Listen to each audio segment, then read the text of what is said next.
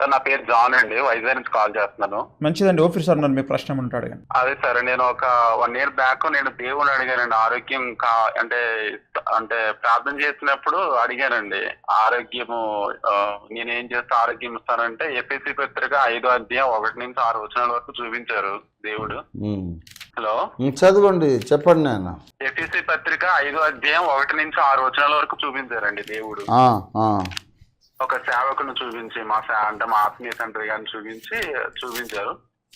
So దాని meaning ఏంటి చెప్తారనేసి call చేశాం సార్. మీనింగ్ ఏముందండి? ఇప్పుడు కావున మీరు ప్రియులైన పిల్లల వలె దేవుని పోలి నడుచుకొనుడి.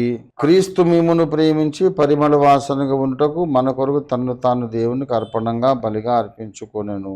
రక్షణ పొందిన మనం జీవించాల్సిన విధానము, క్రమశిక్షణ, పరిశుద్ధతను గురించి అక్కడ చెప్పాడు.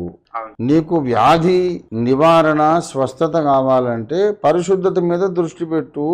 మీరు పరిశుద్ధ ప్రవర్తన కలిగి ఉంటే దేవుడు తన స్వస్థపరిచే ప్రభావాన్ని మీలోనికి పంపిస్తాడు. మనం అపవిత్ర ప్రవర్తన మానుకోకుండానే స్వస్థత కోసం అడిగితే ప్రయోజనం లేదన్నది అక్కడ సందేశం. మీరు ఆరోగ్యం కోసం అడిగితే చూపించాడు దేవుడు.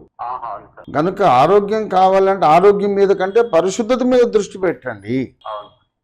పరిశుద్ధత అనేది ఆత్మక ఆరోగ్యం. ఆరోగ్యం అంటే మన స్వస్థత ఓన్లీ బాడీ కొరకు అనుకుంటాం, కానీ పరిశుద్ధత అనేది అంతరంగ పురుషుని యొక్క ఆరోగ్యం. అందుచేత రోగ స్వస్థత కొరకు ఎక్కువ శ్రద్ధ దృష్టి పెట్టకండి.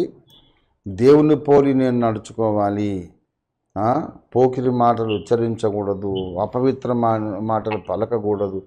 నీ వ్యక్తిత్వాన్ని పరిశుద్ధపరచుకోవడం మీద దృష్టి పెడితే ఆ తర్వాత మనం చేసే స్వస్థత ప్రార్థనలు కూడా ఫలిస్తాయి అనే సందేశం దేవుడు మీకు ఇస్తున్నాడు.